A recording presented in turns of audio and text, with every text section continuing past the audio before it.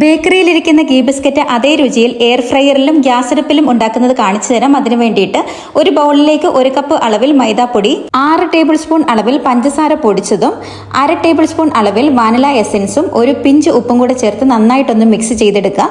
ഇനി ഇതിലേക്ക് വേണ്ടത് നെയ്യാണ്. നെയ്യൊന്ന് മെൽറ്റ് ചെയ്തെടുക്കുക. 1/2 കപ്പ് അളവിൽ നെയ്യ് ചേർത്ത് കൊടുക്കുക.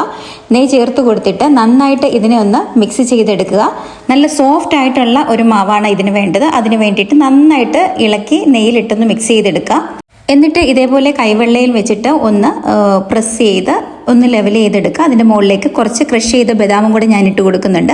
ഇനി നമുക്ക് എയർ ഫ്രയറിൽ 180 ഡിഗ്രി സെൽഷ്യസിൽ 15 മിനിറ്റ് ഒന്ന് കുക്ക് ചെയ്തെടുക്കാം. 15 മിനിറ്റിന് ശേഷം ഇതിനെ പുറത്തെടുക്കുക. ഒരു സൈഡ് നല്ല ക്രിസ്പി ആയിട്ട് ഫ്രൈ ആയി കിട്ടിയിട്ടുണ്ട്. ഇനി അതിനെ മറിച്ചിടുക. 5 മിനിറ്റും കൂടെ ഇതിനെ ഒന്ന് എയർ ഫ്രൈ ചെയ്തെടുക്കാം. 5 മിനിറ്റ് കഴിഞ്ഞാൽ എയർ ഫ്രയറിലെ കുക്കീസ് റെഡിയാകും. ഇനി നമുക്ക് ഗ്യാസ് അടുപ്പിലാണെങ്കിൽ ഒരു 10 മിനിറ്റ് മൂടി കൊണ്ട് അടച്ചു വെച്ചൊന്ന് പ്രീഹീറ്റ് ചെയ്തെടുത്തതിന് ശേഷം ഒരു സ്റ്റാൻഡിന്റെ മുകളിലേക്ക് ബട്ടർ പേപ്പർ വെച്ച ഒരു പ്ലേറ്റിലേക്ക് ഗ്യാപ്പ് ഇട്ട് കുക്കീസ് വെച്ച് കൊടുക്കാം. 15 മുതൽ 20 മിനിറ്റ് വരെ മീഡിയം ഫ്ലെയിമിൽ ഇത് കുക്ക് ചെയ്തെടുക്കാം. നല്ല ക്രിസ്പി ആയിട്ടുള്ള ഗീ ബിസ്ക്കറ്റ് ഇവിടെ റെഡി ആയിട്ടുണ്ട്. എല്ലാവരും ട്രൈ ചെയ്ത് നോക്കുക.